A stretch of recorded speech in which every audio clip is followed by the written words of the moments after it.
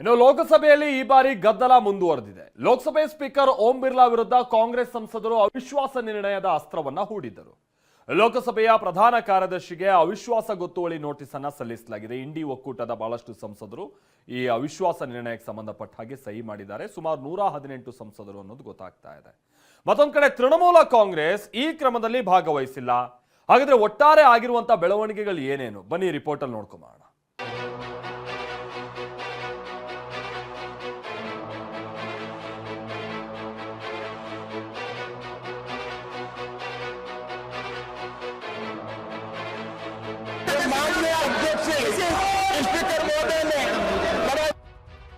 ಲೋಕಸಭೆ ಕಲಾಪ ಎನ್ಡಿಎ ಹಾಗೂ ಇಂಡಿಯಾ ಮೈತ್ರಿಕೂಟದ ನಡುವಿನ ಪ್ರತಿಷ್ಠೆಯ ಕಣವಾಗಿದೆ. ಒಂದ್ ಕಡೆ ನರವಾಣೆ ಪುಸ್ತಕ ಟ್ರಂಪ್ ಜೊತೆಗಿನ ಡೀಲ್ ಮುಂದಿಟ್ಟು ಇಂಡಿಯಾ ಕೂಟ ಬಲೆ ಹೆಣಿತಾ ಇದ್ರೆ, ಆಡಳಿತ ಪಕ್ಷ ವಿಪಕ್ಷಗಳ ಮಾತಿಗೆ ಕಡಿವಾಣ ಹಾಕೋ ತಂತ್ರ ಹೂಡಿದೆ. ಇದರ ಭಾಗವಾಗಿಯೇ ಕಳೆದೊಂದು ವಾರದಿಂದಲೂ ಲೋಕಸಭೆಯಲ್ಲಿ ಗದ್ದಲ ಕೋಲಾಹಲವೇ ನಡೆದು ಹೋಗಿದ್ದು, ಇದು ಸ್ಪೀಕರ್ ವಿರುದ್ಧ ಅವಿಶ್ವಾಸ ನಿರ್ಣಯದ ಹಂತ ತಲುಪಿದೆ.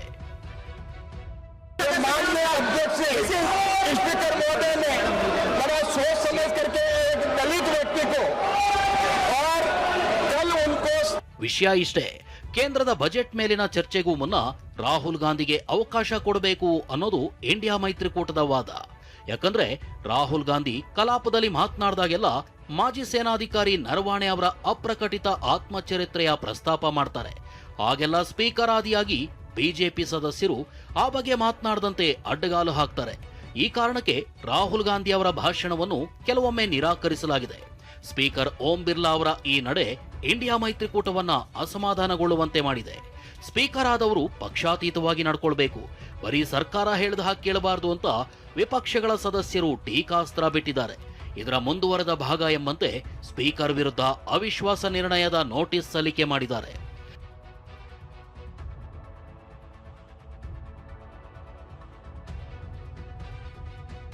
ರಾಹುಲ್ ಗಾಂಧಿ ಮಾತನಾಡಲು ಅವಕಾಶ ಕೊಡದ ಆರೋಪ. ಸ್ಪೀಕರ್ ವಿರುದ್ಧ ಅವಿಶ್ವಾಸ ನಿರ್ಣಯದ ನೋಟಿಸ್ ಕೊಟ್ಟ ವಿಪಕ್ಷ. ಕಾಂಗ್ರೆಸ್, ಡಿಎಂಕೆ, ಎಸ್ಪಿಯ 118 ಸಂಸದರ ಸಹಿ ಇರುವ ಅವಿಶ್ವಾಸ ನಿರ್ಣಯವನ್ನ ಲೋಕಸಭಾ ಮುಖ್ಯ ಕಾರ್ಯದರ್ಶಿಗೆ ಸಲ್ಲಿಕೆ ಮಾಡಲಾಯಿತು. ಬಜೆಟ್, ರಾಷ್ಟ್ರಪತಿ ಭಾಷಣದ ಮೇಲೆ ಚರ್ಚೆಗೆ ಅವಕಾಶ ನೀಡಿಲ್ಲ ಅಂತ ಆರೋಪಿಸಿ ನಿಯಮ 94ಸಿ ಮತ್ತು ಕಾರ್ಯವಿಧಾನಗಳ ಅಡಿ ಅವಿಶ್ವಾಸ ನಿರ್ಣಯ ಸಲ್ಲಿಕೆ ಮಾಡಲಾಗಿದೆ. ಇದರಿಂದ ಏನಾಗುತ್ತೆ ಅಂತ ನೋಡೋದಾದ್ರೆ,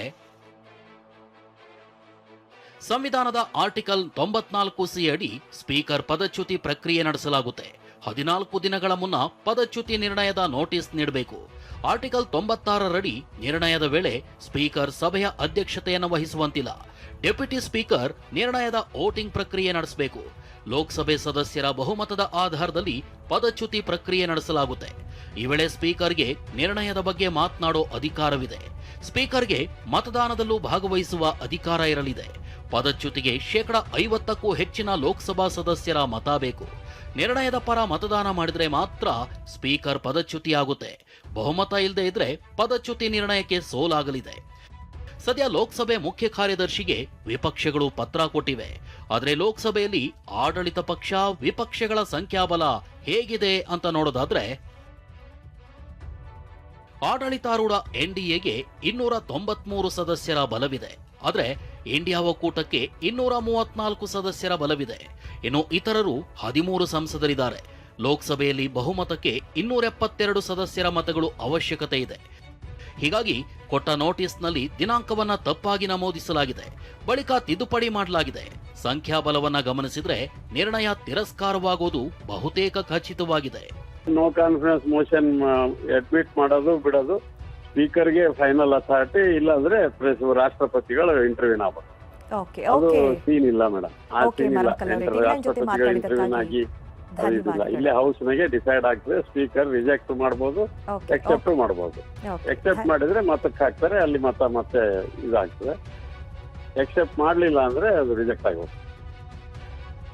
ಇಂಡಿಯಾ ಸಂಸದೆಯರ ವಿರುದ್ಧ ಕ್ರಮಕ್ಕೆ ಬಿಜೆಪಿ ಆಗ್ರಹ. ಇಂಡಿಯಾ ಮೈತ್ರಿಕೂಟದ ಈ ನಡೆಗೆ ಬಿಜೆಪಿ ಕೌಂಟರ್ ರೂಪಿಸಿದೆ. ವಿಪಕ್ಷಗಳ ಮಹಿಳಾ ಸಂಸದರು ಪಿಎಂ ಕುರ್ಚಿ ಬಳಿ ಪದೇ ಪದೇ ಬರ್ತಿದ್ದಾರೆ. ಅವರ ವಿರುದ್ಧ ಕ್ರಮ ಕೈಗೊಳ್ಳಿ ಅಂತ ಪತ್ರ ಬರೆದಿದ್ದಾರೆ. ಬಿಜೆಪಿ ಮಹಿಳಾ ಸಂಸದರಿಂದ ಸ್ಪೀಕರ್ ಓಂ ಬಿರ್ಲಾಗೆ ಮನವಿ ಮಾಡಿದ್ದಾರೆ. ಇಷ್ಟೇ ಅಲ್ಲ, ಕಾಂಗ್ರೆಸ್ ಎಂಪಿಗಳು ಆಡಳಿತ ಪಕ್ಷದ ಕಡೆಗೆ ಬಂದಿರೋ ಬಗ್ಗೆ ಸಚಿವ ಕಿರಣ್ ರಿಜಿಜು ವಿಡಿಯೋ ಬಿಡುಗಡೆ ಮಾಡಿದ್ದಾರೆ. ಇಂಥ ನಡವಳಿಕೆ ಯಾರು ಸಹಿಸಿಕೊಳ್ಳೋಕ್ ಸಾಧ್ಯ ಅಂತ ಪ್ರಶ್ನಿಸಿದ್ದಾರೆ. ಇನ್ನು ನರವಾಣೆ ಅವರ ಪುಸ್ತಕದ ವಿಚಾರಕ್ಕೆ ಬರೋಣ. ಪುಸ್ತಕ ಪ್ರಕಟಿಸಿದ್ದ ಪೆಂಗ್ವಿನ್ ರಾಂಡಮ್ ಹೌಸ್ ಇಂಡಿಯಾ ಇವತ್ತು ಸ್ಪಷ್ಟನೆ ಕೊಟ್ಟಿದ್ದು, ಹಸ್ತಪ್ರತಿಯನ್ನ ಯಾವುದೇ ರೂಪದಲ್ಲಿ ಪ್ರಕಟಿಸಲಾಗಿಲ್ಲ ಅಂದಿದೆ. ಈ ಸ್ಪಷ್ಟನೆಯನ್ನ ನಿವೃತ್ತ ಸೇನಾಧಿಕಾರಿ ನರವಾಣೆ ಕೂಡ ಸಮ್ಮತಿಸಿದ್ದಾರೆ. ಆದ್ರೆ ರಾಹುಲ್ ಗಾಂಧಿ 2023ರ ನರವಾಣೆ ಟ್ವೀಟ್ ತೋರಿಸಿದ್ದಾರೆ. ये ट्वीट है एक, मैं आपको दिखाता हूँ. Here is a tweet from Mr. Narawane.